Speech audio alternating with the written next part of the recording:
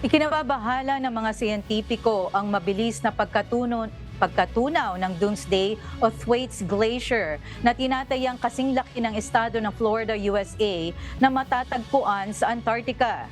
Ayon sa dalawang pag-aaral na isinagawa ng British Antarctic Survey, ang pagtagos ng mataas na temperatura ng tubig dagat mula sa ilalim ng glacier ang sanhi ng mabilis na pagkatunaw nito kaysa inaasahan bunga ng patuloy na pagtaas ng global temperatures.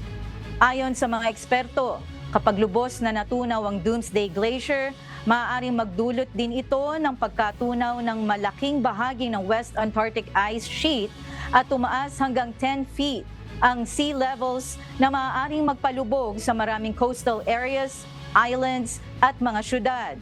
Kasabay nito, maaari rin itong magdulot ng pagkasira ng farmlands dahil sa mataas na konsentrasyon ng asin sa tubig dagat.